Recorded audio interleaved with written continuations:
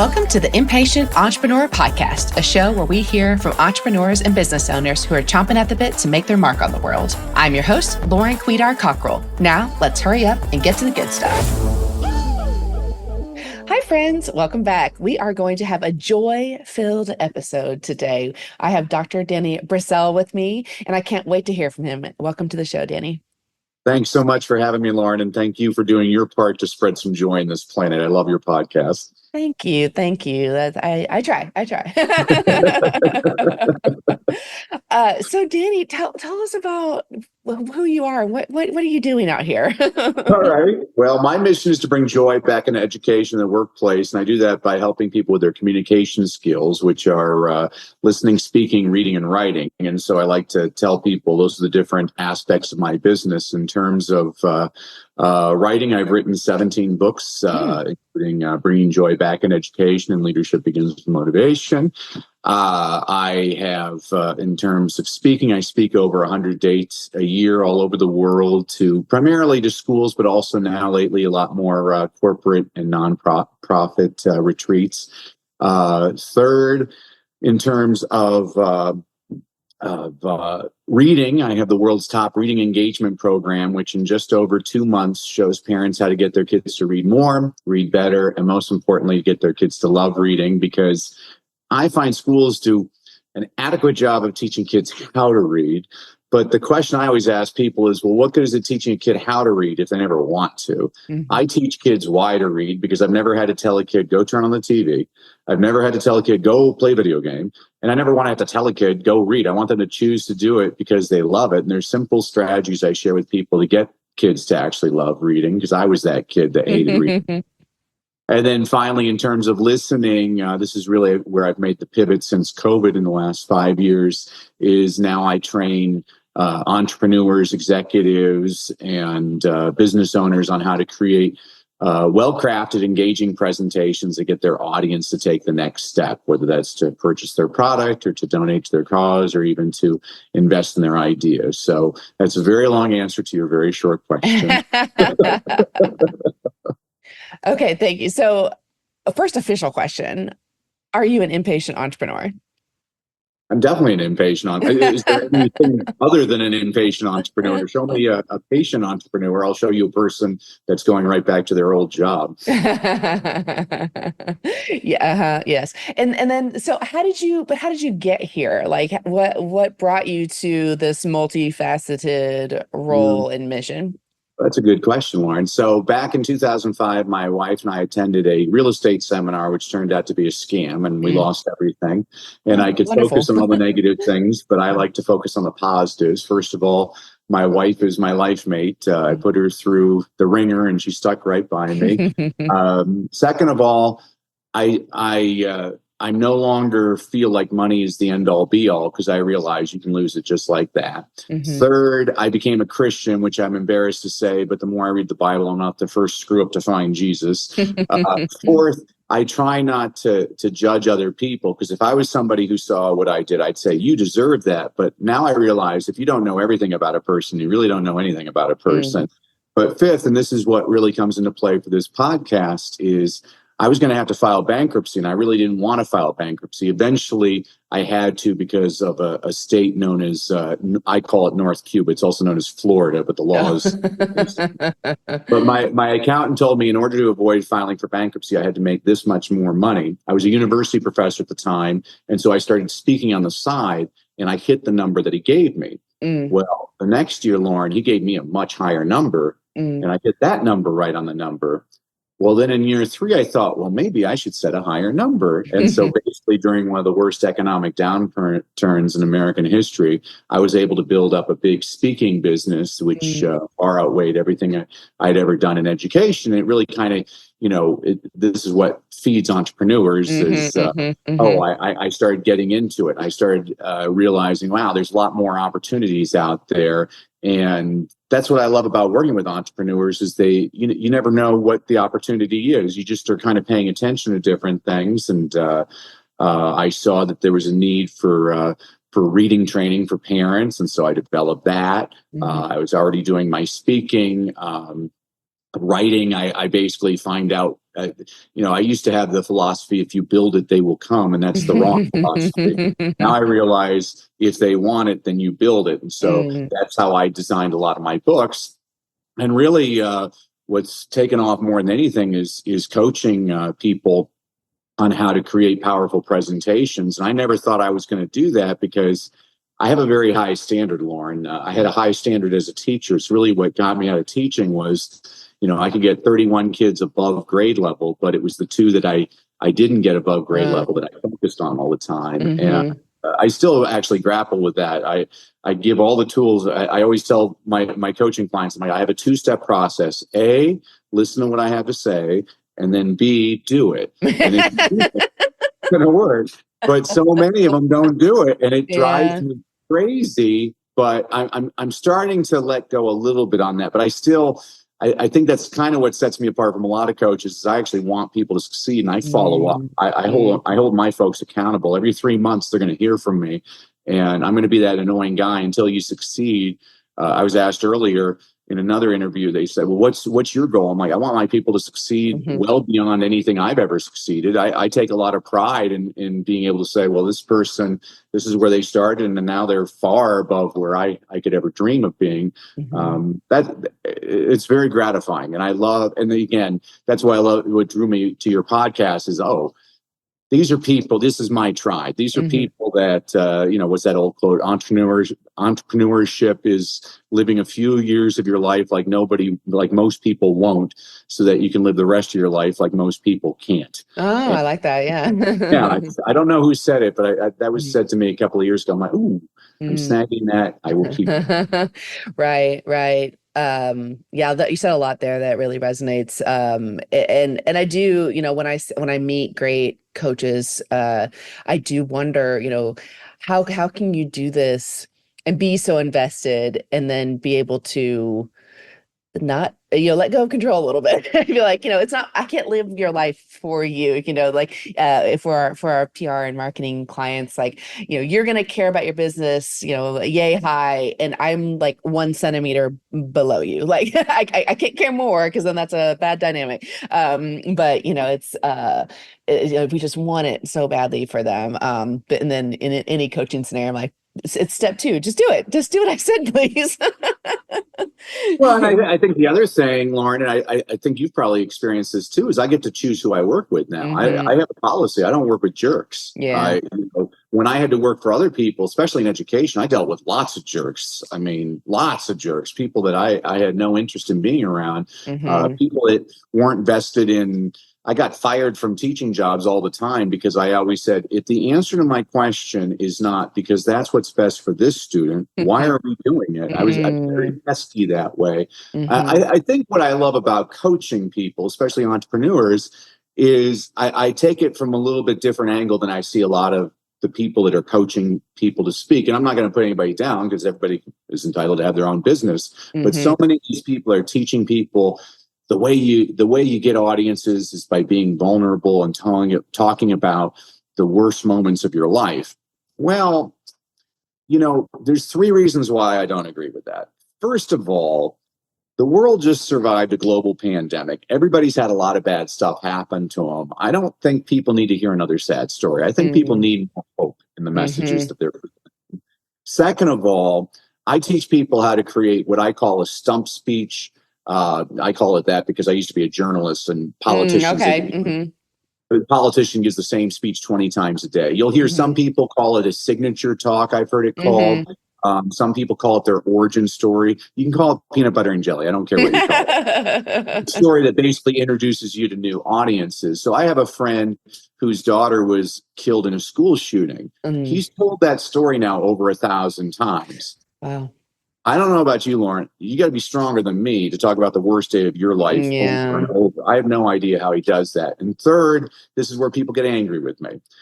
I have one objective when I'm on a stage. I want people to leave feeling better than when they came in. I want people laughing, smiling, feeling good about themselves. I can tell the same joke again and again. And there's something I feel is admirable about trying to get people to smile. I believe when you keep on telling that sad story again and again, By the 20th time you've told it, now those are crocodile tears, and now you're being manipulative. And I'm not saying it's not an effective sales strategy. It's very effective. Yeah. But I don't want to have to take a shower after I speak because I'm not a con man. And I just see a lot of inauthentic, and I'm not going to, some very major people, they're very inauthentic. They tell I went to a concert in Vegas 2 nights in a row, and the singer, she cried at the exact same moment. And I'm like, you're full of it. Yeah. You're inauthentic. I don't buy anything that you say from now on. And I think that's a shame. I think there's a better way. And if you look at the history of civilization, good always triumphs over evil and sadness. So I want the hopeful message, not the sad. And I want to be around people that make me laugh and make me smile and instill me with gasoline. That's what, when your listeners, that's what they're getting all the time. They're getting inspiration. They're getting practical strategies. This is what I want to be around. I don't want to be around the Debbie Downers all the time. That's why I was watching this show on TV the other night called The News. And it was the most depressing thing I'd ever seen. And that's why I don't watch it, because I need to surround myself with things that fuel me and give me ideas and give me hope. I'm not a scientist by any stretch, but I have seen just anecdotally for myself what happens based upon the ocean I'm swimming in at the time. If I submerge myself in people who have victim mentalities, or there's just all these things just keep happening to me, I can never get out of it, and or it's just sad. It's like that I just absorb all of that, and part of that's being an empath, but also just that becomes your worldview. But if you intentionally spend time with your fellow entrepreneurs who are working really hard or whatever, or listening to my podcast, hopefully you can be focused on having an abundance mindset and be looking at moving forward and living with more joy. Certainly. That's right. I had a coach, Barbara. Just because I'm a coach doesn't mean I pay lots of people to coach me in different. I've had digital marketing coaches. I've had speaking I've had lots of different coaches, and I had this one coach, Barbara. She was wonderful, and she gave me that abundance mindset because of her.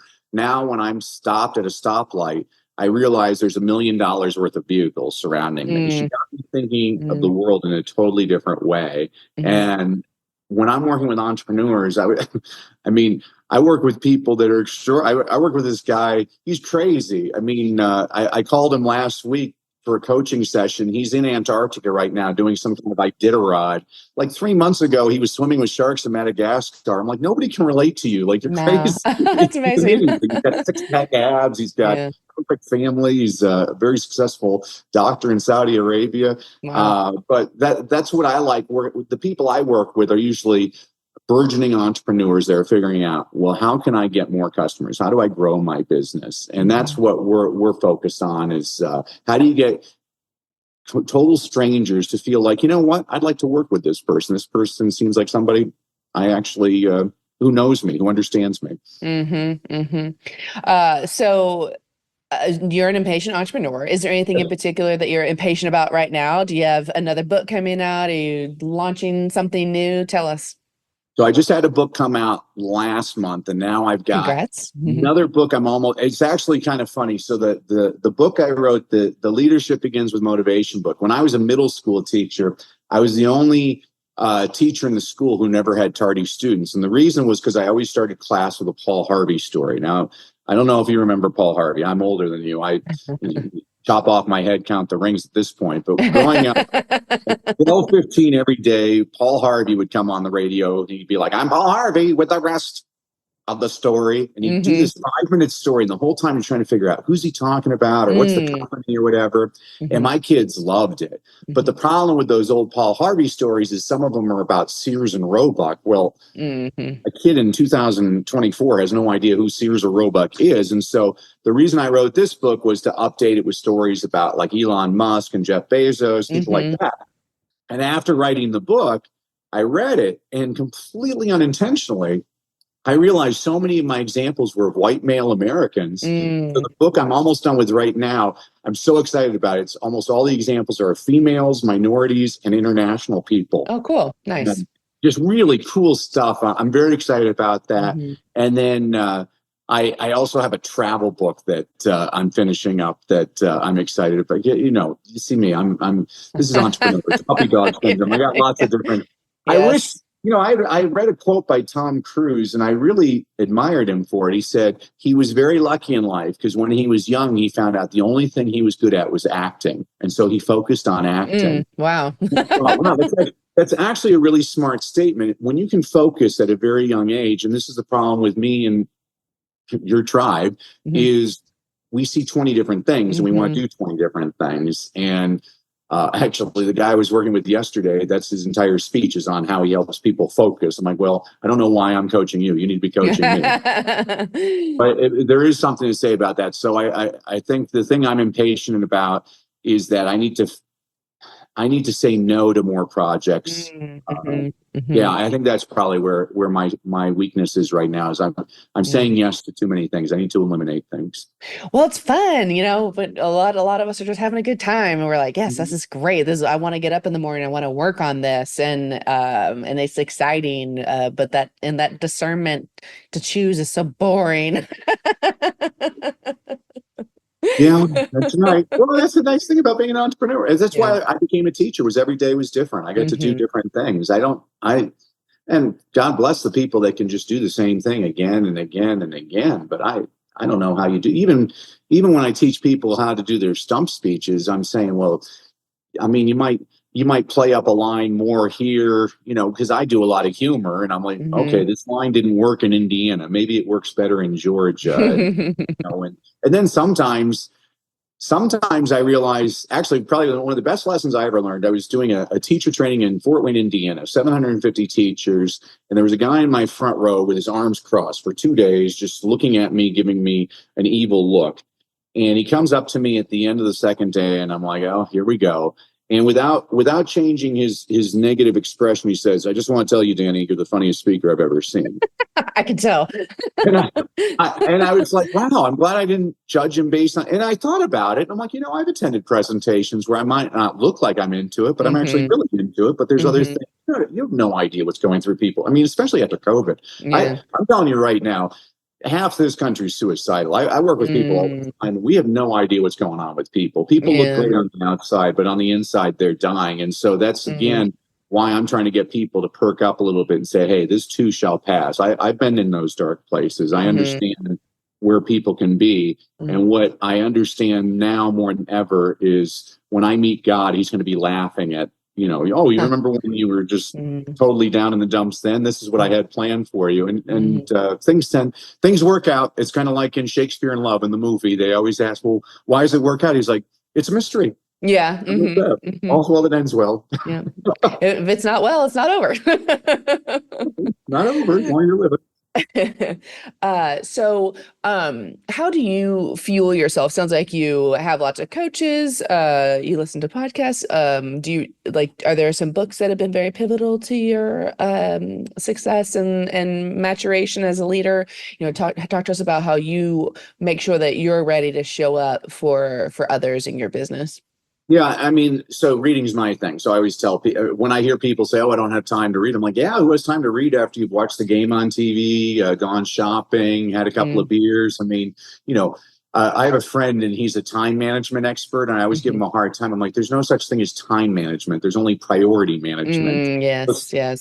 Harvard did a study 100 years ago. They found that people only had 24 hours in their day as well. How are you using your time? And so I begin and end my day. And actually, usually I was watching golf today and I was reading a book. Actually, one of my favorite. Actually, I will tell you a book. This is a book that changed my life because if I was a prospector in 1849, I'm like, wow, every page is gold of this book. And it's influenced by Robert Cialdini. I think Dr. Cialdini does. And I've read this book already like 5 times, but he's got a new edition. I read the new editions because he gives new examples. But that book, I kind of created my own moniker from it because he talks about ways to connect in terms of selling people your ideas. So I remember it in terms of core sales for you. So core stands for consistency, reciprocity, scarcity. What's the A? The A is authority, liking, social proof, and then unity. Those are his 7 things. But I remember core sales for you. Okay. I used to be a teacher. I always have to come up with a clever acronym. Yes. Yes. So that Thank you for book's your service. fantastic. Jack Canfield's book, The Success Principles. After I read that book, I told one of my coaches at the time, I'm like, my gosh, Jack Canfield has put in a $20 book, a $50,000 coaching program. The stories are remarkable. The teaching points are right on. I would have paid the $25 just for the bibliography. And I told my coach at the time, I'm like, I've made it my goal this year to meet Jack. And he said, well, he's speaking at an event I'm doing in April. And I actually had an engagement booked for that day. And I canceled the engagement so I could go meet Jack. Wow. And Jack and I've worked together. Jack's fantastic, but that book is unbelievable. And then one I never hear people mention, and I think is fantastic, by Benjamin and Rosamund Zander, is called The Art of Possibility. It's a short book. It's just over 200 pages, but there's so many great little words of wisdom. And actually, Ben Zander, who's a conductor, he has one of my favorite TED Talks, where, I mean, if you watch those 20 minutes and don't come away with a smile on your face, then there's something totally wrong with you. So there's 3. And then obviously there's people that I love. I mean, I read anything that John Maxwell writes on leadership. I love Daniel Pink, writes so many great things. I can just look at my shelves. You're surrounded by books. Yeah, well, that's what you do. I mean, and and then I probably watch 10 speakers a day. It's one of the things I always tell people: if you want to get better at speaking, there's 2 ways to get better at speaking. First of all, you got to watch lots of speakers. I mean, so I watch speakers in front of big groups, in front of small groups, in front of men, in front of women, in front of international audiences, in front of national audiences. I mean, here's a ninja strategy I'll share with your audience right now. I watch a lot of televised award shows because when the person wins the Academy Award, they only have 45 seconds to connect with their audience. Now, most people waste their time. They say nonsense. They get up there and they're, I want to thank God. I want to thank the Academy. It's just nobody cares. But every now and then a person does an amazing thing. So a couple of years ago, there was a guy, I believe his name was Joe Walker. He won the Academy Award for Best Film Editing. Now, this is Hollywood. So all the important people are in the audience, actors, they're not going to pay attention to a film editor. And they're scanning the audience. You see, nobody's really paying attention. And Joe Walker, he's British, and he gets up there. He's very deliberate in the way he speaks. And he says, a lot of people don't know this, but when phrased properly, the term Academy Award nominee can be used as an insult. Now, you see people kind of leaning in, looking quizzically.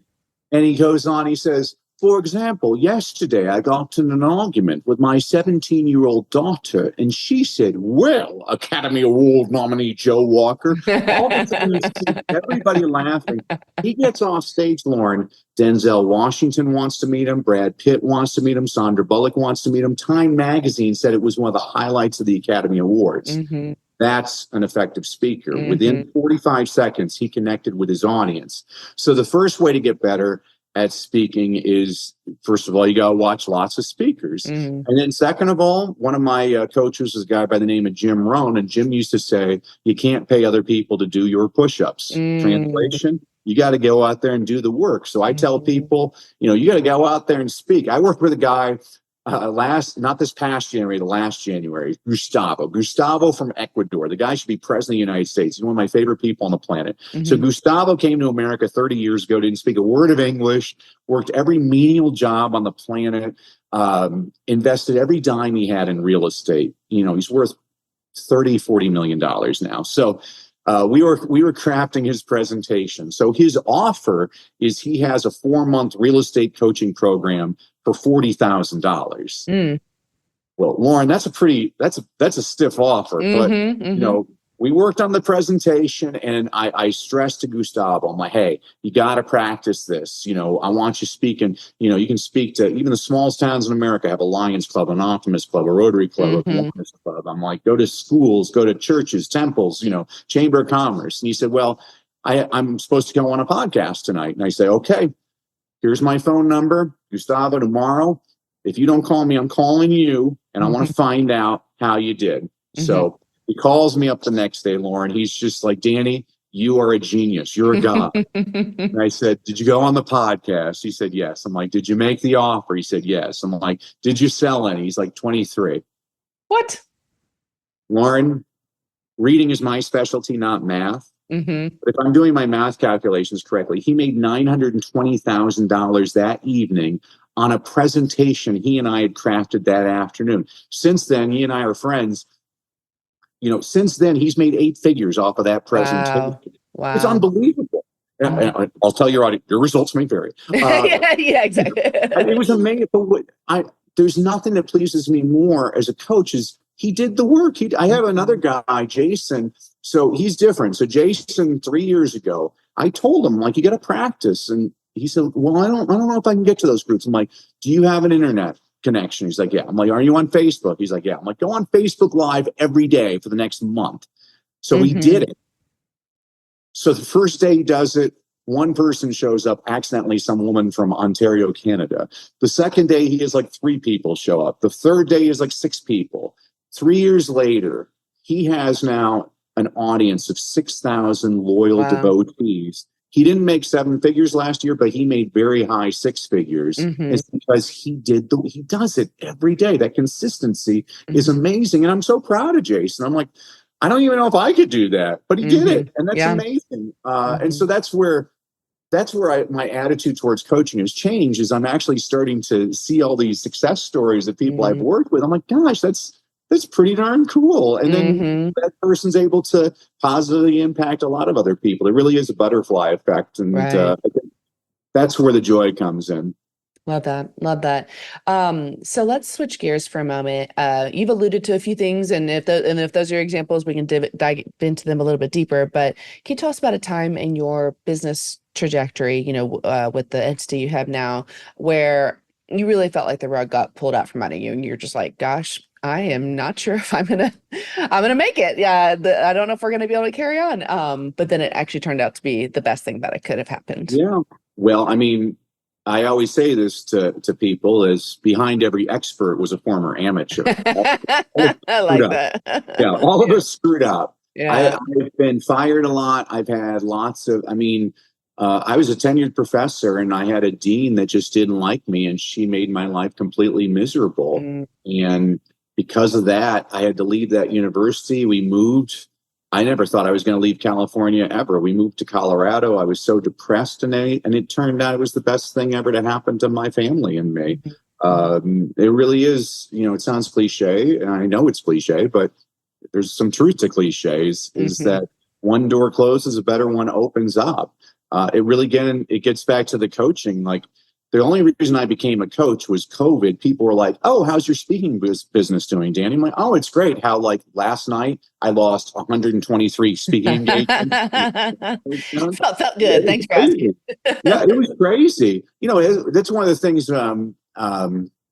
when people complain, it's a presidential election. People always complain about the government. I'm like, I understand why people complain about the government, but the government also does a lot of nice things, because they had, I always call it the KKK program. It was the PPP program. It was a loan program for small business owners. I have no idea why I always say KKK. It's a PPP program, but that kept me afloat. There was I was in serious jeopardy without that, and so I transitioned to coaching people. It's kind of interesting, because with coaching, when times are tough, more people hire coaches than when times are good.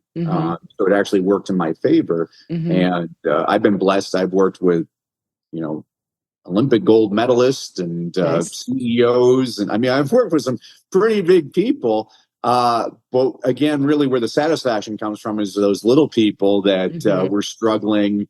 People like Jason, who, I think I would have killed him if he had told me at the time, but I think he spent every last dime on my coaching. And I would have never accepted him as a client if I knew he was in that kind of financial straits. But he's built himself up, and it's been great. And so I guess the lesson there is, and this is, preaching to the choir, entrepreneurs, is keeping your eyes open. I was always denying. People have been asking me to coach them for years, and I always said, I'm not a coach. I'm not a coach. And I think of Arthur Miller, who wrote Death of a Salesman. For 30 years, people said, you wrote The Great American Tragedy. And he always said, no, I didn't. No, I didn't. And finally, after 30 years, he's like, I guess I did. Enough people. Yeah. And sometimes, you can't see the forest through the trees is other people are telling you.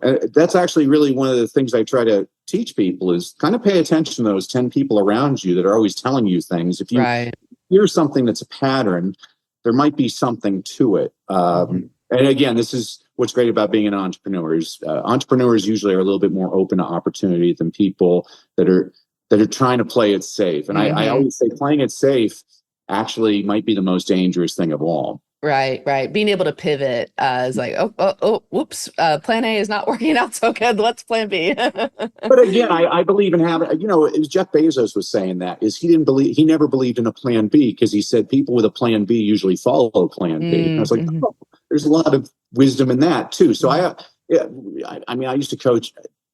I was a teacher in the inner city, and every single one of my boys wanted to be an NBA basketball player. And I always said, that's great. That's a great dream. I want you to pursue that dream. And I want you to understand every year there are 150 job openings for NBA professional players. You know that there's 25,000 openings every single year in the United States for medical doctors who, over the course of their lifetimes, make more money than most NBA players. I'm always telling the kids, I'm like, hey, I want you to pursue that dream for the basketball, but I want you to get your education too. Have a backup plan. So while I believe in the plan A, go for the plan A, I also think having a plan B, having a plan C in your back pocket, they're not a bad idea.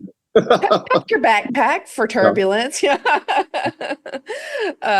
So when you were younger, I'm very curious about this answer. When you were younger, was there a personality trait of yours or a part of you that people made you feel like it was a weakness, or they perceived it as a weakness, or you started to perceive that was a weakness of yours, but now you realize all along it was your superpower?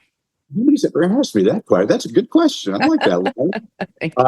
Here, I'll get personal. I'll give you so I was speaking in India to school and got all the kids all pumped up. They were great. And this little boy comes up to me after the presentation, tears in his eyes, 6 years old. And I notice he's missing his left arm. And he says, how can I succeed, Dr. Brassell? And so I crouch down, I get to his eye level, and I say, when I was your age, everybody called me stupid. I mean, I went to 18 different schools before I was 12 years old. Whoa. The kids and the teachers always called me stupid because I stuttered. And eventually I went to a school, and a teacher, she would sing things to me and I would sing back, and I didn't have my stutter when I sang. It's kind of like the movie The King's Speech. And eventually I lost my stutter and I became a swan. But I looked at the little boy, I said, here's what I want you to think about. Isn't it interesting that the little boy everybody used to call stupid because he couldn't talk right now gets paid vast sums of money to go around the world to do what? And he got the biggest grin on his face. He said, speak. And I said, never let anybody tell you what you can't do. So yeah, I had a lot of people telling me what I couldn't do. And, there's something to be said about overcoming adversity. I always admire those stories. I like working with people with a chip on their shoulder. Yeah. What was that perseverance innate to you? Did you have family support helping that? Like, kind of what's underneath that? Well, I'm blessed. My mom is the most positive person on the planet. She used to be an actress, and she'd wake us up singing. She'd be, good morning, drove us nuts. She always had a positive way of looking at things. Actually, when I quit teaching, I was at a party with my parents, and my high school English teacher was talking to my mom, and they didn't know I was listening to their conversation. And my high school English teacher, she told my mom, she's like, oh, it's just a shame that Danny stopped teaching. He was such a good teacher. And my mom's response was, but Danny's good at everything he does. I mean, Warren, you grew up in that environment. How can't you succeed? I mean, I had people on my side, and that's really one of the things I loved about being a teacher was, my first 3 years teaching in the inner city, I never met a dad. And I realized, wow, I might be the only male role model to a lot of my kids. And I need to make sure to take it seriously and present a good image to them. And, I think everybody can use that person. I used to always tell this to my students. I'm like, sometimes you need somebody else to believe in you before you believe in yourself. I believe in all of you. They only give me the best and the brightest. So let's go make this world a better place. I mean, I believe that. I think you tell kids enough that they're going to succeed. They start believing. And adults as well. Adults can use that as well. That's again why I don't watch anything political. I don't watch the news. All you're going to hear about, actually, I will say a political thing. There was a great quote by President Ford when he was president. The media asked him what was the first part of the newspaper he read every single day. And he said, the sports page. And they didn't believe it. A reporter just chastised him and said, you're the leader of the free world. Why do you read the sports page first? He said, well, the sports page celebrates man's accomplishments. The front page usually just shows all of his failures. I'm like, wow, a lot of wisdom in that statement. Absolutely. Absolutely. Oh gosh, such wonderful words. Okay. So as we get close to wrapping up, what's a piece of advice you can give our listeners so that they can have stronger and better lives today? Well, I'm going to sound like a broken record, but read. You know, there's a great quote. I can't remember. It's a long quote by Carl Sagan, and it's my favorite quote ever on reading. He says basically, what a remarkable thing a book is. It's part of a tree with scribbles written in it. But when you're alone with a book, you can be in the mind of somebody else, somebody who may have lived thousands of years before you, but they're inside of your mind talking directly to you. Says books are basically proof that human beings are capable of magic. And when I talk about mentors I've had, people are like, who are some of your mentors? I'm like, Abraham Lincoln. And people are like, what are you talking about? He's been dead. I'm like, yeah, but I've read things that he wrote. I've read historians and talk. I mean, this is what I'm looking for. Alexander the Great. I love reading about Alexander the Great. There's so many great passages in there. I love reading about, I'll be watching the Olympics. I love the Olympics. My wife drives her crazy. I love the Olympics so much because I'm like, she thinks she hates it because I usually root against America. And she's like, why are you rooting against America? I'm like, honey, who am I going to root for? The American with the microchip in his brand new pair of Nikes, or the barefoot Sudanese refugee who just survived a civil war, and they just do the backstory on him. They're like, let's do a backstory on Bapukura Tatupa. And he says, I learned how to run when I was running away from the bullets in my village. I'm like, of course I'm rooting for that guy. Right. And this is something I want everybody to understand. This is coming from, I have a PhD in reading. So this is what I tell people. It doesn't matter what you read. What matters is how much you read.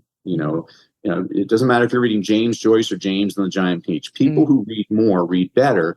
But the other thing I want you to understand is you are what you read. So read good stuff. So if you're an entrepreneur, read things about successful entrepreneurs, listen to podcasts like yours. I mean, this is how you get better at what you do, is you listen to other people. And, why make that mistake when there's other people that have made that mistake 20 times before you? I mean, that's why I'm a coach. I tell people, I'm like, I've already made all these mistakes. Don't learn from your own mistakes, learn from my mistakes. And so as a thank you to you and your audience for bearing with me today, I did want to give everybody a couple of freebies. So if you go to freegiftfromdanny.com. Again, freegiftfromdanny.com. I'm going to give everybody a complimentary e-copy of my book, Read, Lead, and Succeed.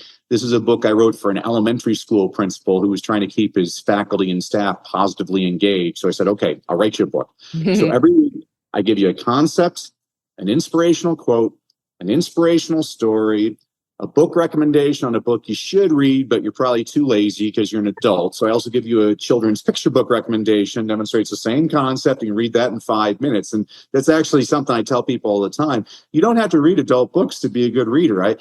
Before I go to parties, I'll go to Barnes & Noble to the children's section, or I'll go to the library to the children's section. I'll read 10 biographies of successful people, 64-page picture books. And I say, oh, you know this about Thomas Edison or Albert Einstein? I mean, I sound intelligent. I just got it. And then I'm also going to give everybody access. Last summer, I did a 5-day reading challenge online for about 700 parents around the world, where every day I give you all kinds of strategies to get your kids excited about reading. Because the more excited we get people to read, the more likely you are to read. And the more you read, the better you get. So you get all those goodies at freegiftfromdanny.com. And again, Lauren, I just really want to thank you for having me today, because you are a good egg. You're spreading joy. We need a lot more positivity and practical strategies, and you provide them both. Well, thank you, Danny. Business and reading and all these topics are near and dear to my heart. As you talked about kids' books, I thought I read about 100 books myself last year, but I was like, if you talk about kids' books, then it's probably more like 300 books. There you go. Those count. Yeah, That's why I exactly. used to always, when I taught kindergarten, I always told, I would introduce them. I read The Rise of Theodore Roosevelt by Edmund Morris, won the Pulitzer Prize in 1979. Mm-hmm. And I tell the kids, I'm like, did you know Teddy Roosevelt, before he was 30 years old, had read over 20,000 books? And the kids all go, wow. I'm like, so we're going to read a lot of kid books. So, I always tell people that I read 10 books a day now. I mean, many of them are scratch and sniff and pop up, but I do read. Yeah. You got to get those reps in.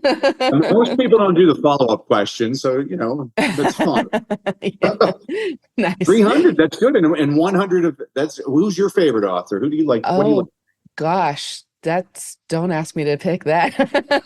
I love all sorts of books. And it's sort of like what I'm reading at the moment. Like I usually have probably 3 books for work going at any time, just being a leader and being an entrepreneur. What are you reading now?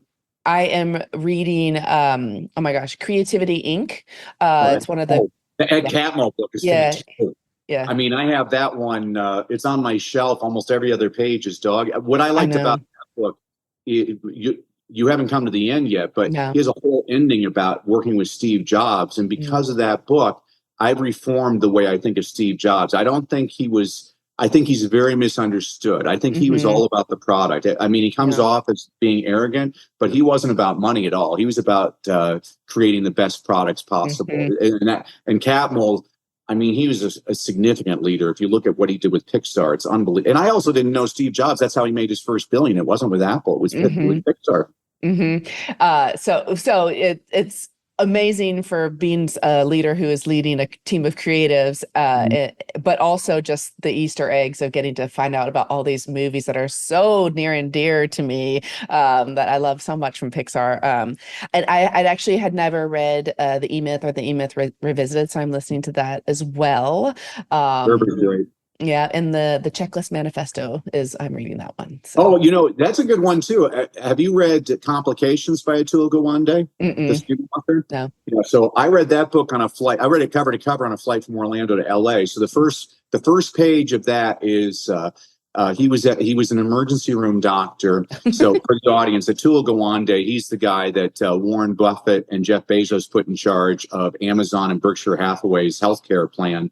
And I mean, he's extraordinary. He used to, I don't know if he still writes for the New Yorker, but he wrote Checklist Manifesto, which is fantastic. But he wrote Complications, which the first page of that book, he says he's working at the ER and a guy comes in, he's been shot in the buttocks and he's urinating blood. And so they open him up and they can't find the bullet. And they have him open for like 2 hours.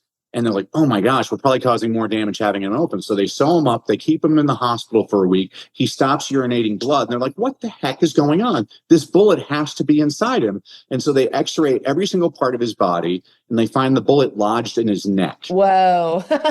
Every single organ. It missed every single organ from his buttock to his neck. And then there's this precious line. There are some things in medicine that cannot be explained. And so the entire book are chapters of weird things he's seen in medicine. And I mean, I devoured that book. That was a value meal as far as I was concerned. So Checklist Manifesto is great, but make sure your next one, and then for your people, the one I had recommended, The Art of Possibility for your team, for creativity would be a fantastic read for all of them. Will do. We have a book club at our company. So it's a asynchronous book club, but they've taken it. I love it. They're really enjoying it and picking what resonates with them. And there's rewards for engaging in that. But they're also just reaping the rewards personally also. So we can go on and on. I know, I'm sorry.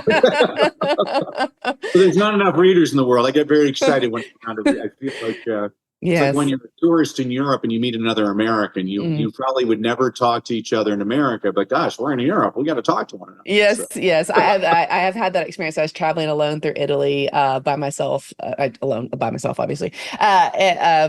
Sorry, for a month. I cashed in half of my savings at 29 and did that. And I was toward the end of my trip. I'm in Rome and I'm sitting at dinner by alone, of course. And I hear all of a sudden some voices next to me, and it's English. And I'm like, oh, and then I start listening more. I'm like, they sound kind of like me. And I'm like, yeah, they were like, are y'all from Texas by any chance? They're like, oh my God, we are. And I went over and sat next to them. Anyway, yes, readers and lonely travelers unite. Nice. Okay, well, if you made it this far, thank you, listeners. And Danny, thank you. This has been a ton of fun. Thanks, Lauren. God bless. Thanks for listening to The Impatient Entrepreneur. Love the podcast? Be sure to share it with a friend or colleague and give us a 5-star review. You can also chat with us on Instagram or Facebook at The Impatient Entrepreneur Pod. Want to star on a feature episode? Head over to theimpatiententrepreneur.com to inquire. Thank you to the team at Quidar & Co. for believing in me and bringing this podcast to life. And thank you to Carson Childers for mixing and editing this episode. I can't wait to see you next time.